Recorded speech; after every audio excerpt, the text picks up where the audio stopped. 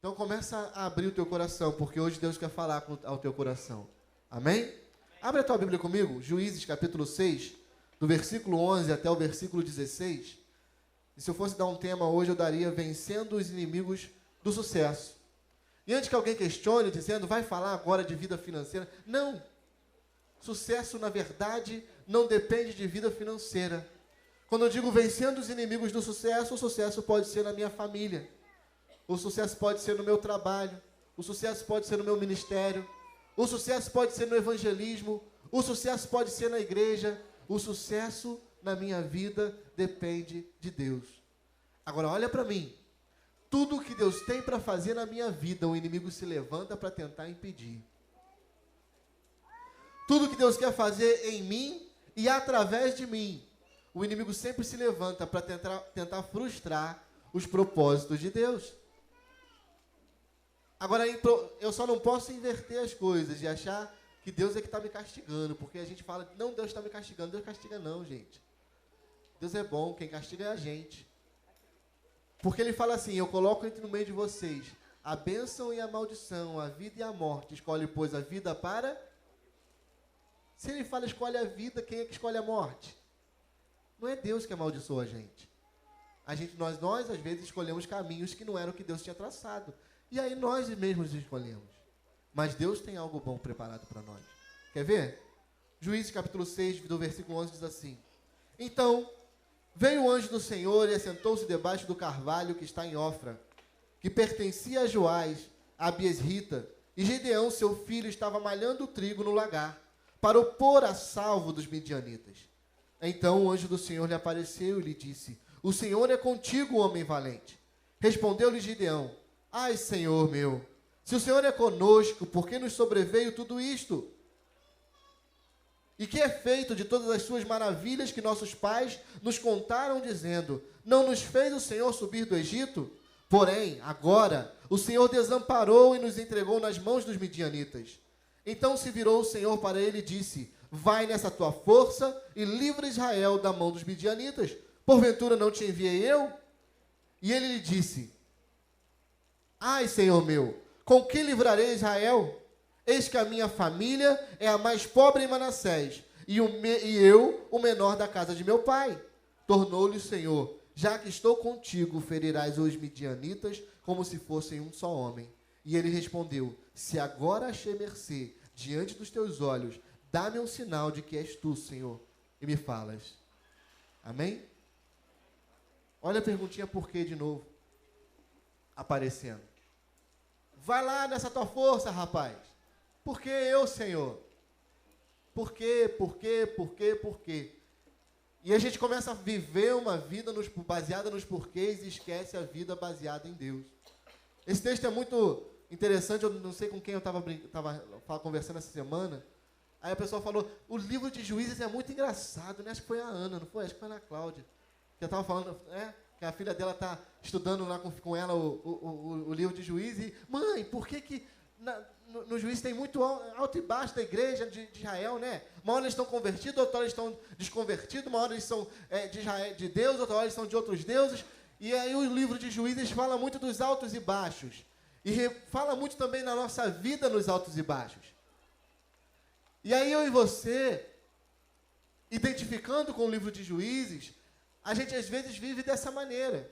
Mas aqui Israel tinha acabado de entrar no altos e baixos, tinha acabado de entrar numa decadência, tinha voltado a adorar os deuses da terra, tinha voltado a fazer o que era mal perante o Senhor, e Deus permitiu que os midianitas viessem afrontar, permitiu que os midianitas viessem roubar a colheita, viessem roubar os animais, viessem roubar tudo que Israel tinha de prosperidade, tudo que Israel tinha de financeiro, tudo que Israel tinha de bênção, inclusive, em alguns casos, levar as famílias de quem morava mais perto, levar a esposa, levar filhos embora, e o inimigo fazia isso com eles.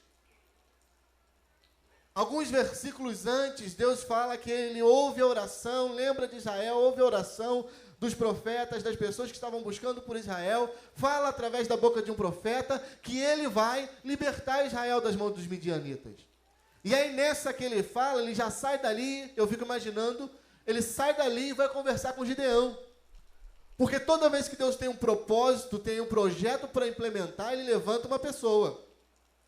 Toda vez que Deus quer implantar um projeto, Ele levanta alguém para fazer. E aí o problema não é que Deus está procurando alguém para levantar. O problema é que, na maioria das vezes, as pessoas estão igual Gideão. Deus quer usar a minha vida e a tua vida onde quer que a gente vá. Mas a gente ainda fica naquela. Por que eu? Por que eu? Por que a minha vida, se eu não mereço? Por que a minha casa, se ela é pequena? Por que a minha família, se ela é menor? Por que eu, se eu não tenho estudo? Eu, se não tenho unção? Porque fulano que é melhor? Porque fulano que Beltrano que é melhor? E a gente fica igual o Gideão, procurando desculpas para não fazer o que Deus mandou fazer. Só que a gente fica igual a ele também, arrumando pretexto para reclamar do que Deus não fez através da nossa vida. Porque ele começa, cadê aquelas grandes obras? O Senhor é poderoso mesmo? Cadê aquelas grandes obras que o Senhor fez no passado? Cadê o Mar Vermelho se abrindo? Cadê o Rio Jordão abrindo? Cadê o fogo caindo do céu? Cadê as coisas acontecendo? E aí a gente começa a fazer essas coisas dentro da igreja. Você já reparou que quando o inimigo se levanta na vida de uma pessoa, as primeiras perguntas que elas fazem, cadê a unção da igreja? Porque não tem mais isso. Porque quando eu me converti, porque quando eu entrei para a igreja, porque naquela época, aquelas músicas, aquele louvor, aquela palavra, aquele pastor. E aí a gente começa a jogar as desculpas para aquilo que Deus quer fazer, como se fossem os outros que estivessem errados. E só a gente estivesse certo. Cadê a pastora Adriana, que é a gente jovens lá, com aqueles jovens?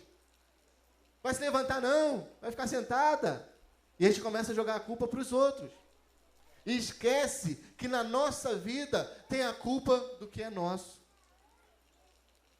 O que eu mais gosto na Bíblia, o que eu mais gosto em Deus, é que salvação foi, é e sempre será algo individual. A salvação nunca foi coletiva. Seguir a Deus nunca foi coletivo. O coletivo é a reunião dos santos para adoração em conjunto, para adoração como corpo. Mas salvação foi, é e sempre será individual. A minha salvação depende de mim. A tua salvação depende de você. E aí tem marido jogando a responsabilidade da sua salvação para cima da esposa. Não porque minha esposa não foi na igreja, eu também não vou. Não porque meu esposo não quer ir, eu também não vou. Não porque meu pai agora não vai mais na igreja, eu também não vou. A gente está sempre desviando a culpa para cima do outro. Quando, na verdade, onde é que nós temos errado? A pergunta não é por quê nem quem. A pergunta é onde e o que eu tenho feito de errado. Começando de mim. E eu falo isso muito lembrando do profeta, né? Uma vez falei, 2 vezes ouvi. E quando a gente está imaginando como vai ser a palavra, Deus já está falando primeiro com a gente. E hoje de manhã eu estava falando no CBO, na hora que eu estava dando aula, a gente está falando sobre o Espírito Santo. Já teve dias de passar 2, 3, 4, uma semana montando uma mensagem para pregar no domingo. Na hora que pisa na escada o Espírito Santo, aquela palavra era para você, só para tu. Para a igreja é essa aqui agora. E aí eu falo, Deus, puxar a orelha era só para mim. Aí ele fala, era. Para a igreja você vai dar essa palavra. Porque quando a gente está montando a palavra antes de qualquer pessoa, a gente já está ouvindo. E quando o Espírito Santo falava isso comigo, e aí você quer ver? Eu vou abrir uma sujeira. Quantas vezes eu quero fazer alguma coisa na rede de homens, e aí eu chamo os homens, chega aqui, quando eu chego aqui, tem quase 6, meia dúzia de 6 na igreja. Aí conta 1, 2, 3, 4, 5, 6, que combada de homem sem vergonha. Aí o Espírito Santo fala, e você? Por que ao invés de reclamar deles, você não procura saber qual é o problema? Porque a mesma palavra que serve para cá, serve para aí. A mesma palavra que passa aqui, passa aí. E a gente às vezes fica naquela de joga a culpa para cima do outro. A gente faz um trabalho enorme, monta um trabalho enorme. E aí quando vai ver, né, pastor Adriano? Monta um trabalho enorme, quando vai ver, só um pinguinho. A tendência natural do ser humano é falar que a culpa foi do outro. Agora, qual foi o meu erro como pastor? Onde é que eu errei? Será que eu divulguei mal? Será que eu falei mal? Será que eu não conquistei? Será que eu não alcancei o coração? Precisamos começar a fazer uma análise. Sabe o que Deus fez com Gideão? Eu fico imaginando aqui Deus levando Gideão no canto, sentando com Gideão e falando, agora vamos nós dois. E ele senta, e Deus fala, e Gideão rebate. Aí eu vejo Deus fingindo que está perdendo. Porque se a gente olhar para o texto, a gente vê Deus fingindo que está perdendo. Mas eu, Jesus, eu, Senhor, olha só, o Senhor é contigo, valente. Ah, Senhor, eu comigo? Conosco? Não, cadê aquelas maravilhas? Então o Senhor se vira para ele e diz, vai nessa tua força. Ele acabou de mostrar que é fraco, Deus finge que está perdendo. Não, peraí, vamos lá. Você vai conseguir. Deus, às vezes, com a gente também faz a mesma coisa. Finge que está perdendo para a gente fingir que está ganhando. Mas o que Ele quer fazer na minha vida e através da minha vida é algo sobrenatural. O que Ele quer fazer na tua vida e através da tua vida é algo sobrenatural. Como Ele quer usar a minha vida e como Ele quer usar a nossa vida é algo sobrenatural. Nessa de imaginar, eu fico pensando se Gideão soubesse que com 300 ele ia acabar com o exército inteiro, ele não tinha reclamado tanto. Se Gideão soubesse que trocando buzina ele ia vencer uma batalha, ele não tinha reclamado tanto. Se Gideão soubesse que ele ia fazer coisas tão grandes que muitos homens de Israel não fizeram, ele não tinha reclamado tanto. Mas Deus permite algumas coisas para trabalhar o nosso caráter também, para trabalhar na nossa vida. Mas só que o inimigo se levanta para tentar destruir isso. No caso de Gideão, eram os midianitas, que eram os inimigos externos. Eram as pessoas que estavam externamente lutando para tentar destruir, para tentar desmantelar todo o projeto de Deus. Só que, além dos inimigos externos, além dos midianitas, tinham os inimigos que eram os mais perigosos de todos, que eram os inimigos internos. Que eram aqueles inimigos que ninguém conseguia ver. Que eram os inimigos que atuavam dia após dia, tentando frustrar o projeto de Deus na vida de um homem. Quer ver o primeiro inimigo que se levantou na vida de Gideão? Inimigo interno, o inimigo da incredulidade. Que só se levantou em Gideão, não se levanta na minha vida e na tua vida. Não é verdade? Na nossa vida ele não se levanta. Porque a gente tem fé em tudo que a gente vai fazer. Mas na vida de Gideão se levantou o inimigo da incredulidade. Vai lá que você vai conseguir, Gideão. Eu vou conseguir? Na minha vida não se levanta. Vai lá que você vai ser um grande homem de Deus, uma grande mulher de Deus. Eu? Deus vai te levar fora do país. Eu? Deus vai fazer você pregar para grandes multidões. Eu? Deus vai te levar a cantar em tal lugar. Eu? Deus vai ganhar a tua família. Eu? O inimigo da incredulidade se levanta na nossa vida para impedir o projeto de Deus de fazer aquilo acontecer. E aí, quando começa a se levantar, eu começo a viver na incredulidade. Só que, quando eu cedo a incredulidade, ao mesmo tempo que eu estou cedendo ao inimigo da incredulidade, eu estou cedendo ao inimigo que me tira de perto de Deus. Porque a Bíblia diz lá em Hebreus que Deus ama quem tem, parafraseando, Deus ama quem tem fé. Porque para agradar a Deus tem que ter fé. Fé não é o oposto de incredulidade? Se eu cedo à incredulidade, eu estou agradando a Deus? Eu estou agradando ao inimigo da incredulidade que se levantou. Um dos maiores inimigos hoje nosso, e agora falando como pastor, falando como profissional, falando como pai, falando como filho, um dos nossos maiores inimigos tem sido o inimigo da incredulidade. Você chega na empresa para falar com alguém de uma empresa, e você fala, não, porque essa empresa vai crescer, essa empresa, né, você vai crescer na empresa. E o senhor não conhece aqui não. Não, porque você precisa estudar, porque você precisa se formar, porque você precisa crescer. Ih, pastor, isso daí para mim não dá não. Eu não tenho tempo. Eu não tenho dinheiro. O que isso tem a ver com incredulidade? Tudo. Tudo a ver com incredulidade. Porque quando eu estou deixando a incredulidade agir, eu deixo as desculpas acontecerem. E na minha vida, a primeira desculpa é, se for no profissional, para crescer, eu não tenho dinheiro. Como é que eu vou fazer faculdade sem dinheiro? Como é que eu vou estudar sem dinheiro? Como é que eu vou fazer um curso sem dinheiro? Vai levantando o inimigo da incredulidade na nossa vida e a gente vai permitindo que ele se levante. E na família? Não. Meu marido tem mais jeito não, pastor.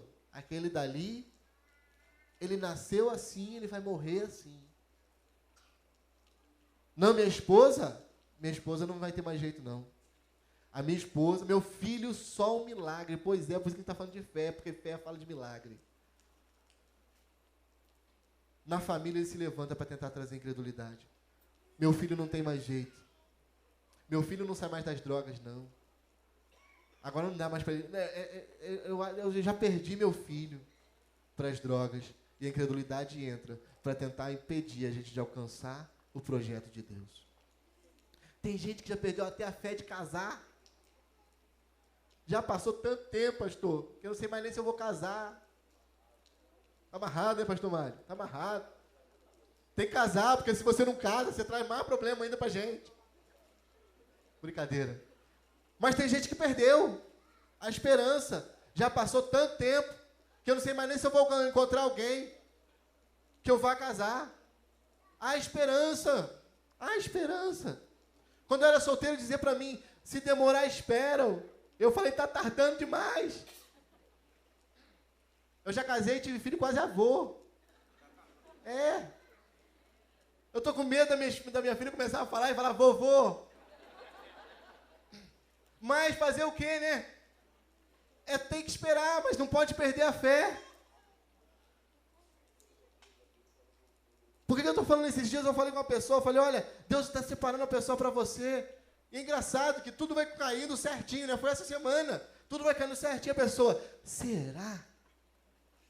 Eu já perdi a esperança de que tem alguém bom assim para mim. Falei, pois é, o problema é esse, você já perdeu a esperança. A incredulidade já entrou. Quem sabe a pessoa não está sentada do teu lado. Aí tem um monte de gente olhando para o lado agora, estou vendo. Quem sabe não está sentado do teu lado. Atrás de você, na tua frente. Mas Deus tem separado para você. Agora, quando a gente perde a incredulidade, não vai olhar para os outros não, tá? É solteiro também o que está do teu lado, tem que ser solteiro. Brincadeira. Mas não podemos perder a fé. Não podemos deixar o inimigo da incredulidade, que é sorrateiro, que age aqui dentro, e aos poucos ele vai minando a nossa fé, fazer a gente parar de acreditar. Fazer parar de acreditar. Quer ver o inimigo da incredulidade agora falando como comunidade? Até dezembro.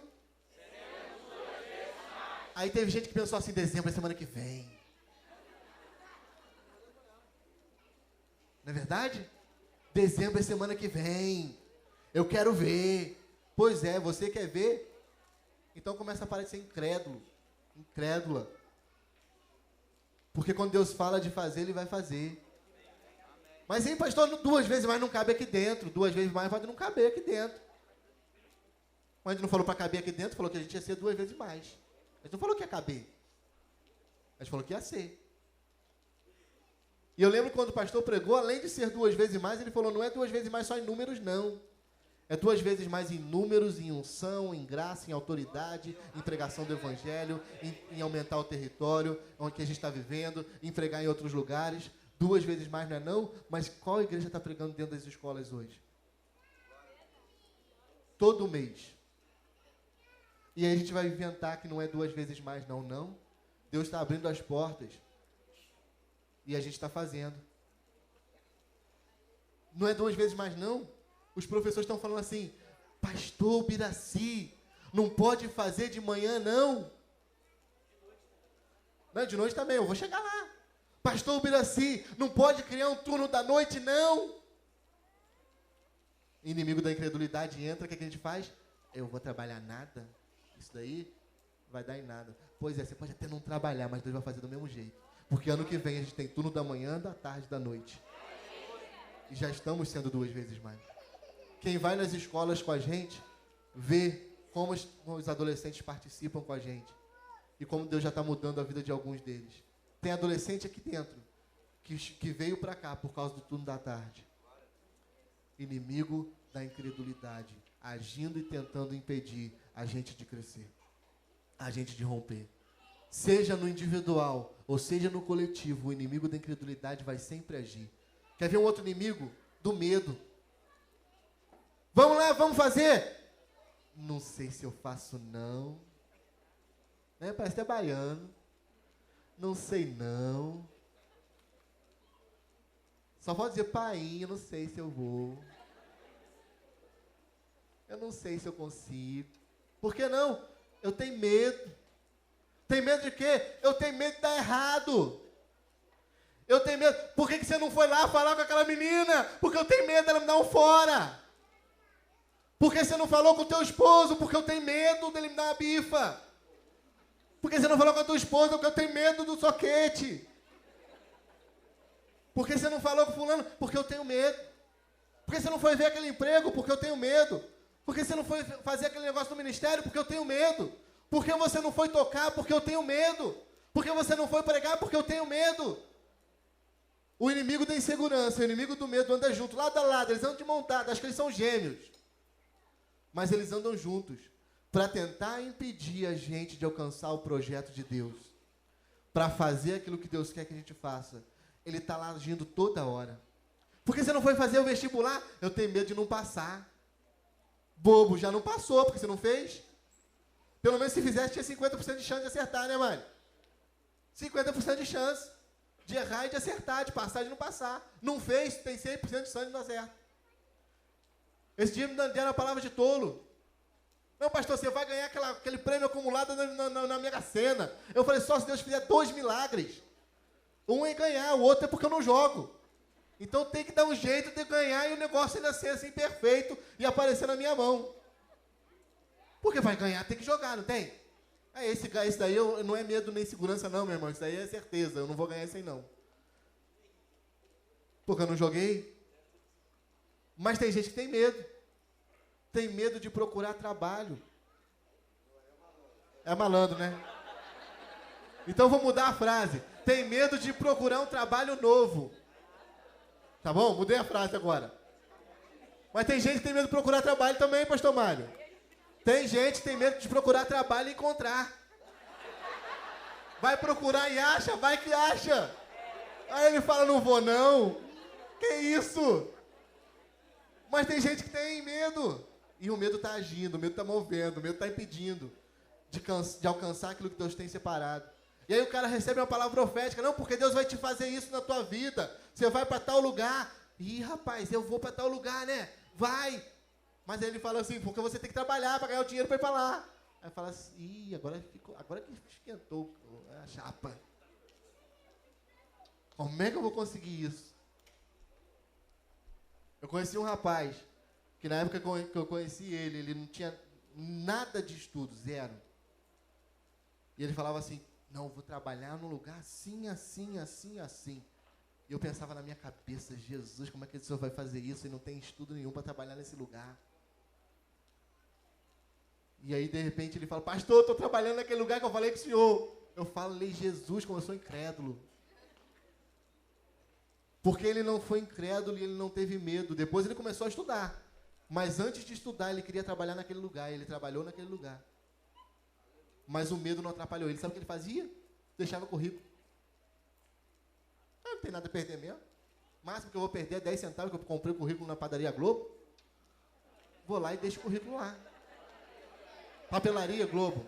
É padaria, né? Ô, Jesus, eu tô com a cabeça na frente. Eu tô pensando naquele pão de cebola que tem lá naquela padaria. Na padaria Império. Aí eu juntei a padaria Império com a padaria Globo. Você já comeu pão de cebola de lá? Muito gostoso. Oi? quase em frente, mas eu estou pensando no pão de cebola, pão de alho da padaria Império, só Jesus. Mas na papelaria Globo, comprei, paguei 10 centavos, gastei quase nada, foi merreca. E aí você tem medo. Deixa o inimigo do medo entrar e impedir Deus de fazer o projeto. Agindo na mesma vida, o mesmo inimigo agindo na vida de Gideão. Quer ver um outro inimigo que se levanta? O inimigo da distorção da autoimagem. Eu falei um pouquinho sobre ele hoje de manhã, mas de um outro contexto. Hoje de manhã a gente estava falando sobre perdão. Mas hoje, quando eu estava montando, eu falei, poxa, mas espera aí. Gideão se via diferente. Gideão não se via da maneira que Deus via ele. Olha só como Deus via Gideão, e parafraseando como Deus via Gideão. Gideão, se levanta porque você é um homem guerreiro, um homem valoroso, um homem potente nas minhas mãos. Vou usar você para livrar Israel dos midianitas. Como é que Deus via Gideão? Como um general, como um líder, como um guerreiro valente. O que Gideão responde? Eu, Senhor, eu não posso. Como é que Gideão se via? Como um escravo, miserável, que não prestava para nada e que não valia para nada. Quando o inimigo consegue abalar a minha estrutura emocional, ele consegue distorcer a minha imagem, a imagem de quem eu sou. E quando ele distorce a imagem de quem eu sou, ele consegue impedir o projeto de Deus se cumprir na minha vida. Tem muita gente com a autoimagem completamente destruída. Deus está tentando restaurar. E você continua dialogando, não, né? Questionando, argumentando. Mas Deus quer restaurar. Deus quer fazer. Deus está trabalhando. Mas o que eu preciso fazer? Parar de dar desculpa. 99% dos casos de fracasso está nas desculpas. Os outros 1% que sobrou já fracassou. 99% pode ter certeza que está nas desculpas que a gente dá, que nos impedem de alcançar o projeto de Deus para a nossa vida. Eu estou pegando Gideão. Eu podia pegar Elias. Eu podia pegar Moisés. Podia pegar Davi. Podia pegar até Pedro, Tiago, João. Até o barquinho eu podia pegar, porque tinha um monte de gente ali reunida ali, né? Pedro, Tiago, João no barquinho. Marcione agora lembrou da musiquinha da infância dela. Pedro, Tiago, João no barquinho, no Mar da Galileia, né? E a gente lembra dele jogando desculpa, mais desculpa, e mais desculpa, mais desculpa. Mas, Senhor, nós jogamos a rede a noite inteira. Mas, Senhor, nós fizemos isso. A distorção da autoimagem. Os caras eram pescador, meu irmão. É igual eu falar para um contador que o negócio da contabilidade dele não está dando certo. Ele vai falar para você, mas eu fiz a vida inteira assim. E agora não está dando certo. Pois é, o que deu errado? É você que era, não sou eu. Mas aí Jesus fala para ele, faz o seguinte, muda o lado. Muda o lado. O cara joga para a direita, para de jogar para a direita, joga para a esquerda. Mas nós fizemos isso a noite inteira. Muda o lado, rapaz. Estou mandando, joga agora, joga. Faz o seguinte, você faz a parte de jogar a rede, que eu faço a parte de mandar os peixes. Mando neles também. Joga a rede. Eles jogaram a rede. E a rede veio cheia. E aí Deus fala assim pra gente, vai lá e faz. E a gente fica, eu já fiz a noite inteira, Senhor, não deu certo. Desculpa. Um outro inimigo nosso, inimigo do nosso sucesso, inimigo da nossa vitória, inimigo do projeto de Deus na nossa vida. Desculpa. Desculpa. Uma desculpa atrás da outra. Uma desculpa atrás da outra. Eu estou sempre inventando uma desculpa. Só que a desculpa normalmente vem para destruir a minha autoimagem. Sempre vem. Cuidado com a desculpa. Nós sempre fracassamos quando começamos a desculpar as coisas. Por que você não foi na igreja? Vou falar assim para depois não inventarem a música, né? Por que você não foi na igreja? Não fui na igreja porque é que... Já vou falar contigo, fulano. E sai de perto. Uma desculpa atrás da outra. Não é mais bonito? Eu não fui na igreja porque eu não estava com vontade? Pastor, vou falar assim, só vai ficar chateado comigo. Não fico chateado se você inventar desculpa. Não estava com vontade. O máximo que a gente vai fazer é orar junto. Você não estava com vontade, não. Está acontecendo o quê? Vamos orar junto? Mas a gente começa a inventar um monte de desculpa.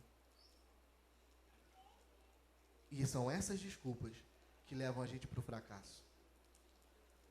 Agora falando de experiência de só eu, pastor Ronito, 24 anos de igreja. Tô velho pra caramba, tu não pode falar nada não, que tu entrou comigo, olha só. Pastor Mário me persegue, desde o 2º grau. Desde a 8ª série, 2º grau não, desde a 8ª série. Tem uma foto do pastor Mário e eu junto que a gente não pode nem mostrar. Que era o tempo da crise. Ele no salaco e eu na pedreira. Não dá, rapaz. Era 2 extremos completamente diferentes e a crise era braba. Então deixa a foto escondida só na nossa lembrança, pastor. Mas a gente dá desculpa uma atrás da outra. E essas desculpas nos impedem de alcançar o grande projeto de Deus na nossa vida. Quer ver o que acontece com a desculpa? Normalmente a desculpa, ou ela está voltada para nós, ou ela está voltada para um outro inimigo chamado ferida na alma. Gideão começa a dar desculpa. Ele dá uma volta enorme com Deus. Aí uma hora ele começa a falar assim, porque a minha família, porque a minha casa, e ele mostra agora, ele começa a revelar a ferida dele. Porque dentro da minha casa, a minha casa além de ser a menor, eu sou o menor da casa de meu pai. Sabe o que Gideão está falando? Na minha casa, ninguém me reconhece. Na minha casa, ninguém me vê. O meu pai não me reconhece. O meu pai acha que eu não presto para nada. O meu pai acha que eu não sirvo para nada, porque na casa de meu pai, a minha família ainda é menorzinha. E aí eu te pergunto, um cara com 70 filhos é uma família pequena? Então, filho, eu sou uma família, eu tenho uma filha. Tem gente que também só tem uma filha. E tem gente que teve uma, né, mas foi tomado. Tem gente que tem nada ainda, nem filho tem. Pastor Mário falou que vai chegar aqui em casa qualquer dia desse, vai passar uma mão nas crianças na rua, vai chegar em casa, toma, Adriana, seu filho é teu, cuida. Lembra? Ele falou, é sério, mas ele vai pegar e vai catar na rua. Mas tem gente, o cara com 70 filhos, gente, tem uma família pequena. Pequena tem eu. Mas eu sou a menor. Eu fico imaginando teus irmãos. Só que a gente começa a dar desculpa. E a nossa desculpa sempre revela a nossa alma. Fala pro teu irmão do teu lado assim, fala, meu irmão, a tua desculpa revela a tua alma.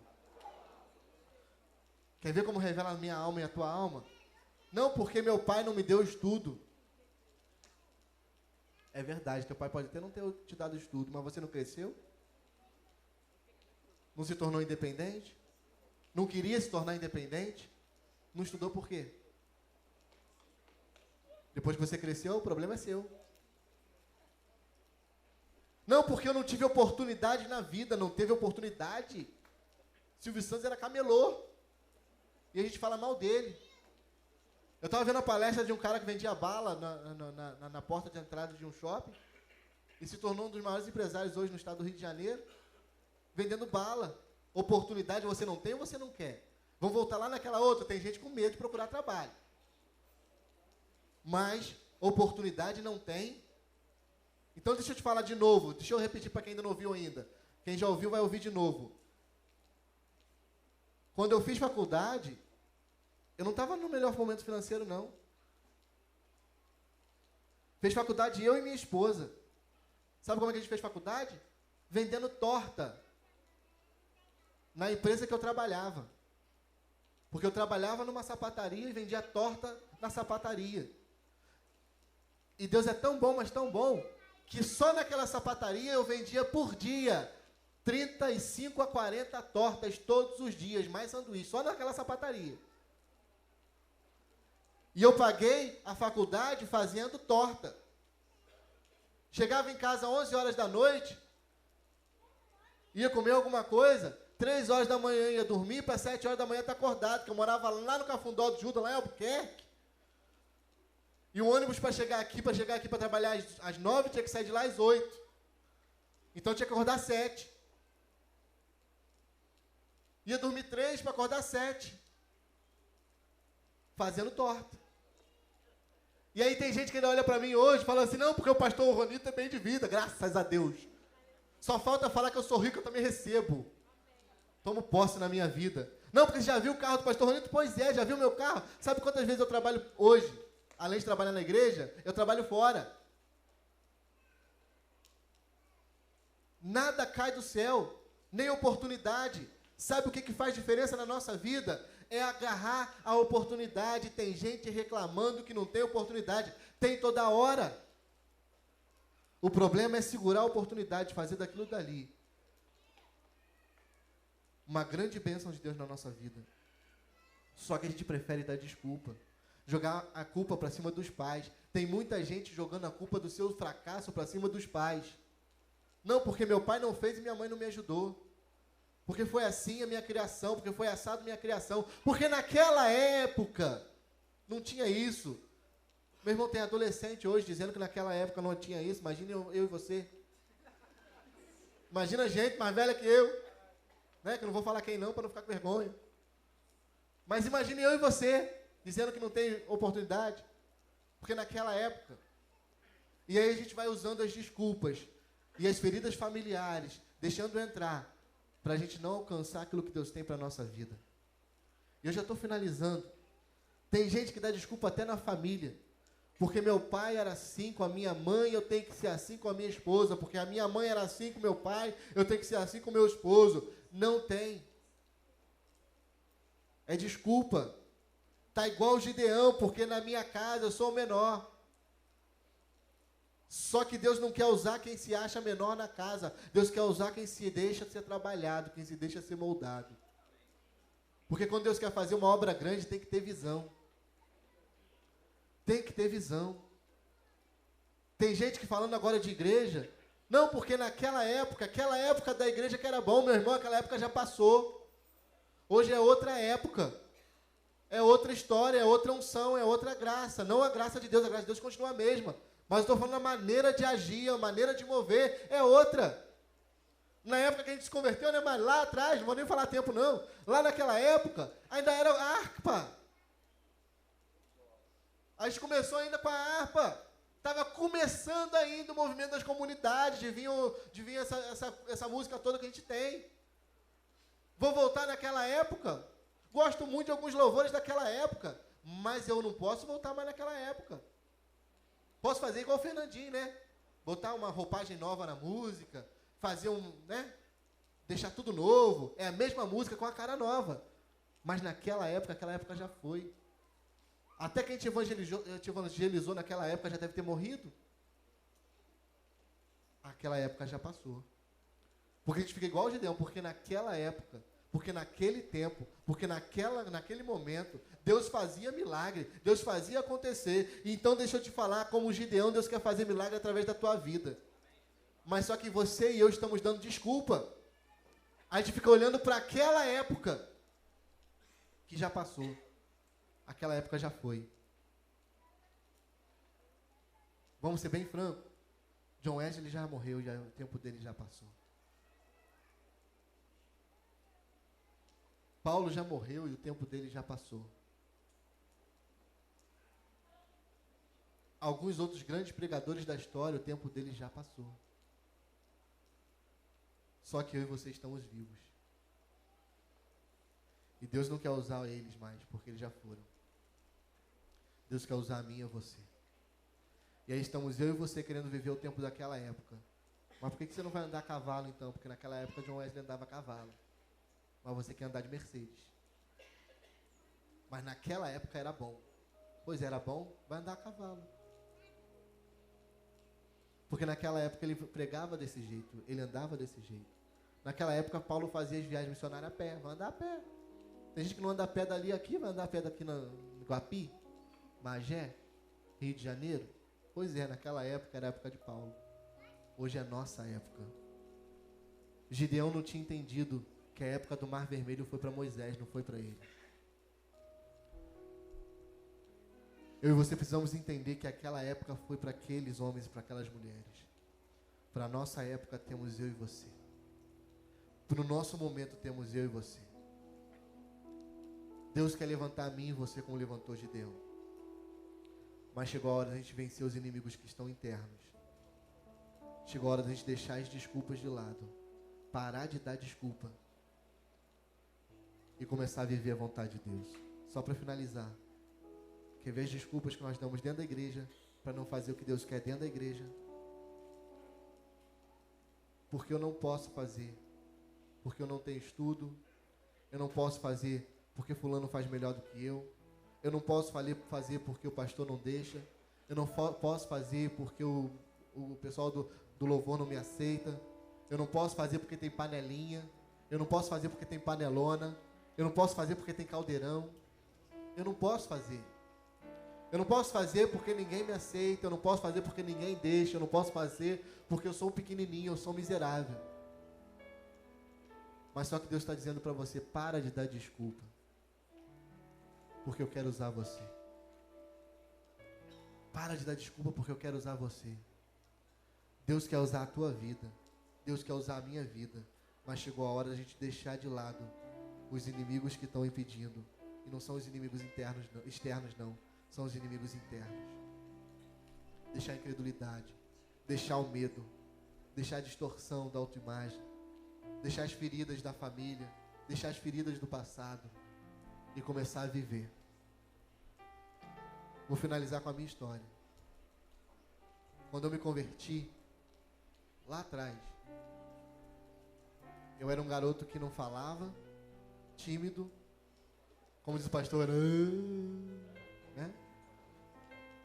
Mas porque eu não falava, não gostava de falar. E eu já falei aqui, mas vou repetir. Eu era o último a chegar na igreja para não precisar falar com ninguém. Era o primeiro a sair para não precisar falar com ninguém. Porque eu também não gostava de falar.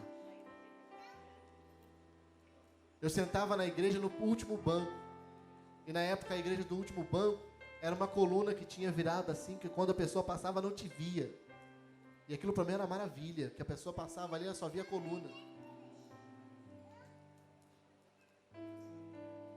Um dia eu estava sentado na igreja, eu falei, Jesus, tem tanta gente trabalhando na igreja, olha fulano, Deus, maravilha, estou trabalhando. Aí caiu a ficha, mas fulano chegou ontem. Fulano chegou ontem na igreja, já está trabalhando. Eu podia fazer como alguns fazem, né? Ir para o corredor e começar a reclamar. Tá vendo? Fulano chegou na igreja ontem, já está trabalhando. Beltrano chegou na igreja ontem, já é diácono. O outro chegou na igreja anteontem, já é auxiliar de diácono, né? O outro já está cantando. O outro já está pregando. Mas sabe o que eu fiz? Eu parei e falei, Senhor, o que eu tenho feito de errado? Onde é que eu tenho errado? Porque se fulano chegou na igreja ontem, ele já está fazendo, acho que o problema sou eu. E aí, Deus é sempre maravilhoso, né? Eu abri a Bíblia justamente nesse texto. E aí Deus fala comigo assim, nesse texto não, um pouquinho mais na frente, que depois de Deus já tinha feito isso tudo no texto na frente. E aí Deus fala assim, fala comigo através da palavra. Diga aos fracos e aos tímidos e aos covardes que voltem. Quando eu li aquele texto eu falei, Jesus, eu não quero voltar não, eu quero prosseguir. Eu quero prosseguir. Daquele dia em diante eu botei uma meta na minha vida. Primeira coisa que eu fiz, pastor, quando é que começa o CBO? Comecei a fazer o CBO. Projeto. Eu ainda era adolescente, não podia ser consagrado obreiro, o pastor me consagrou auxiliar de obreiro. Jesus, auxiliar de obreiro, trabalha. O que os obreiros não fazem, o auxiliar de obreiro, você está rindo, porque foi a senhora que mandava eu trabalhar, a senhora está rindo, né? Tia Regina tirava meu couro, porque auxiliar de obreiro tem que trabalhar. E aí eu pensava assim, Jesus, e fulano não fazia nada não, fica quieto, cala tua boca, faz. Você não tem que olhar para a vida dos outros. E eu falava, então tá bom, Senhor. Vou parar de olhar para a vida dos outros. E aí o pastor, ele passava por mim e falava assim, isso aí tem cara de presbítero da Assembleia de Deus. E eu falava, eu sou só auxiliar, Jesus. Estão tirando meu couro aqui nesse lugar. Vocês acham que é fácil, que é igual hoje? Tem 60 diáconos e não fica ninguém na porta? Naquela época também. Aí a tia Regina falava, tá faltando alguém na porta, né? Juanito, vai pra porta de novo. Outra vez. Tá faltando alguém para limpar o banheiro. Ah, não tem ninguém não, só tem Juanito. Juanito vai limpar o banheiro. Por causa de uma decisão. Nunca reclamei. Vi muita gente, mas nunca reclamei de ninguém. Ninguém nunca me viu reclamando nos corredores que fulano chegou ontem na igreja e estava fazendo muita coisa. Eu sempre parei e falei, Senhor, onde é que eu estou errando? Onde eu, Juanito? Porque eu não posso cuidar da vida dos outros. Como diz o pessoal lá no Facebook, que um dia eu li lá no Facebook, né? Deus deu uma vida para cada um cuidar da sua. Quem quer cuidar de mais vida, compra um gato. Quem vai cuidar de 7. Mas cada um cuida da sua. Eu não estou aqui para olhar para o irmão, estou aqui para olhar para mim. Chegou a hora de você parar de olhar para o irmão. Parar de olhar para o casamento do irmão, para o trabalho do irmão, para as finanças do irmão, para o que o irmão conquistou, para o que o irmão ganhou. Porque você está com foco no lugar errado, com o olho no lugar errado. Você está com foco no olho na bênção do irmão. E você está perdendo tempo de ganhar aquilo que Deus tem para a tua vida. Chegou a hora de você focar na tua vida. Gideão precisava parar de focar na vida dos outros e precisava começar a focar na vida dele. Chegou a hora de você focar na tua vida. Para de olhar para o que o irmão tem ou deixa de ter, para onde o irmão foi ou deixa de ir, para o que o irmão fez ou deixou de fazer, se o irmão está rico ou se o irmão está pobre, se o irmão está com a mesma camisa do mês passado, da semana passada, ou está com a outra. Se a esposa do outro é melhor ou pior que a sua, se o marido do outro é melhor ou pior que o seu, se o filho do outro está ou não está na igreja, se o pai do outro... Para de olhar para essas coisas. O que Deus fez, a primeira coisa que Deus fez com Gideão foi, para de olhar para essas coisas. Olha para você. Olha para você. Tenha coragem de olhar para você. Porque quando você tem coragem de olhar para você, quando eu tive coragem de olhar para mim, o garoto tímido que não falava com ninguém, hoje é pastor. Hoje é pastor. E quem não pregava para uma pessoa, já pregou para mais de 2.000. Porque hoje é pastor, mas ontem não era. Quando a gente para de dar desculpa, para de inventar propósito que não presta para nada, que não serve para nada, mas o pastor não me viu, ótimo, continua fazendo. Tem uma frase do pastor que eu acho maravilhosa, tem sempre alguém olhando. Tem sempre alguém olhando. Deus vai te levar quando você parar de dar desculpa e começar a pensar, onde é que eu preciso melhorar? Cada dia que eu sento na minha sala, que eu sento na minha casa, que eu sei que eu estou até tomando banho, eu paro, Deus, onde é que eu ainda preciso melhorar? Tem umas coisas que o Senhor me prometeu que ainda não se cumpriram. Para eu chegar lá, o Senhor tem que me abençoar. O que eu preciso melhorar? O que eu preciso melhorar, Senhor? Porque eu não posso ficar olhando para fulano. Vamos ficar de pé?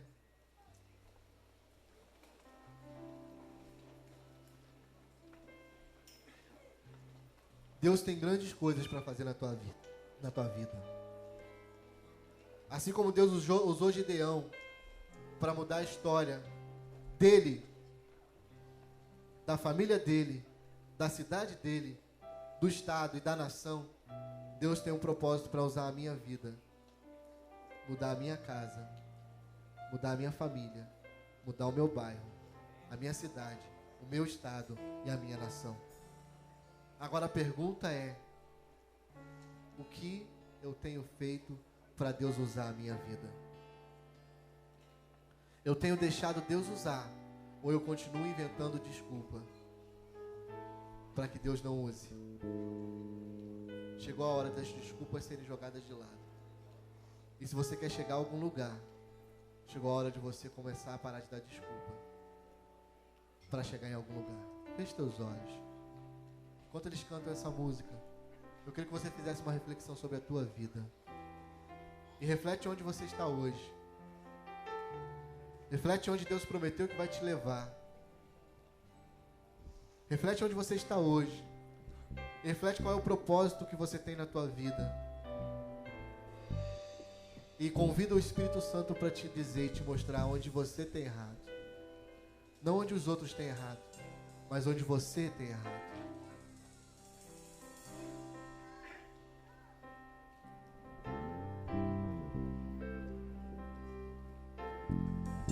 Quero voltar ao início de tudo, encontrar-me contigo, Senhor.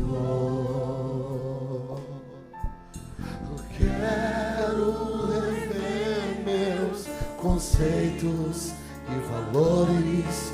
Eu quero reconstruir.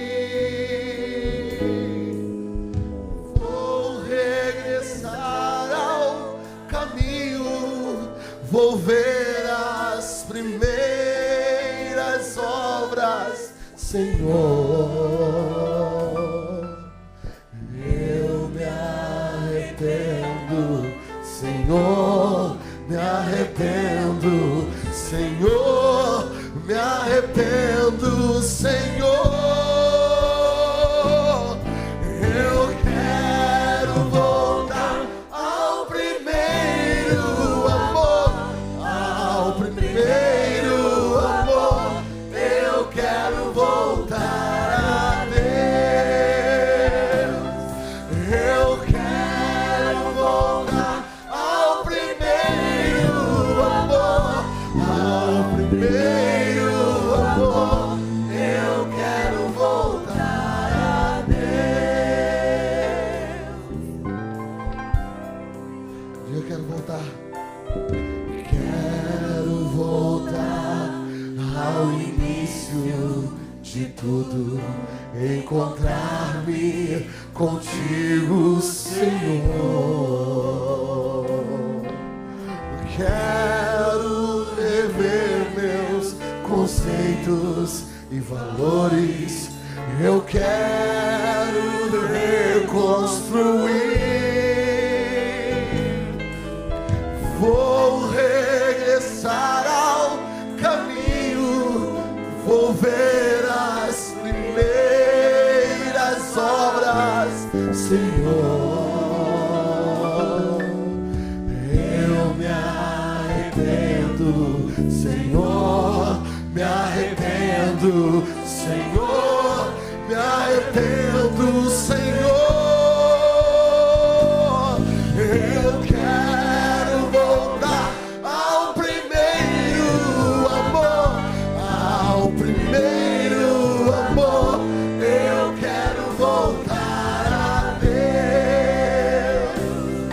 Eu quero voltar ao primeiro amor, ao primeiro amor. Eu quero voltar a Deus. Sabe, queridos, aproveitando o pastor Juanito, primeiro amor é bom demais.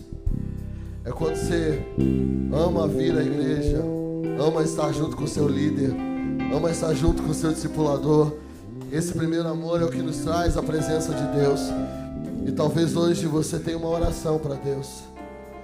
Deus, eu quero voltar ao primeiro amor. Eu quero voltar ao primeiro amor, ao primeiro amor. Eu quero voltar a Deus. à igreja. Eu quero voltar ao primeiro amor, ao primeiro amor. Eu quero voltar a Deus. Coloca a mão no teu coração. Senhor, em nome de Jesus, nessa noite nós queremos te agradecer, porque o Senhor mostrou para mim, o Senhor mostrou para nós os inimigos que têm nos impedido realmente de viver, ó Pai. Viver a Tua vontade na plenitude, viver o que o Senhor quer plenamente.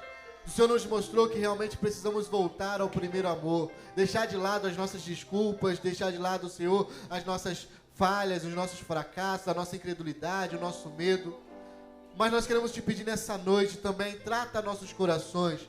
Deus, em nome de Jesus, assim como o Senhor tratou com Gideão, Deus trata com cada um de nós para que as feridas que foram geradas durante todo esse tempo, elas possam ser saradas, Senhor, em nome de Jesus. Que cada ferida seja sarada para a honra e glória do Teu nome. E nós te pedimos, Senhor, toma nossas vidas nas Tuas mãos e usa a nossa vida, Deus, em nome de Jesus, para que outros venham alcançar a Tua graça, Deus, em nome de Jesus, Pai. Ainda com a mão no teu coração, com os teus olhos fechados, repete comigo essa oração. Senhor Jesus, essa noite eu ouvi, Senhor, a Tua palavra e eu reconheço que eu tenho dado muitas desculpas, tenho levantado e tenho permitido que muitos inimigos se levantem na minha vida. Mas hoje eu quero abrir mão das desculpas. Eu quero que o Senhor me ajude a vencer cada um dos inimigos, porque eu quero, assim como Gideão, eu quero ser um homem e uma mulher diferente nessa geração. Eu quero fazer a diferença e eu quero ver a minha geração sendo transformada como aquela geração foi transformada. Senhor, em nome de Jesus, usa a minha vida. Usa a minha vida na minha casa. Usa a minha vida com os meus familiares. Usa a minha vida no meu trabalho. Usa a minha vida nessa cidade, nesse estado e nessa nação. Em nome de Jesus. Amém? Amém? Deus quer usar você. Vira para essa pessoa que está ao teu lado e fala assim: Deus quer usar você. Amém?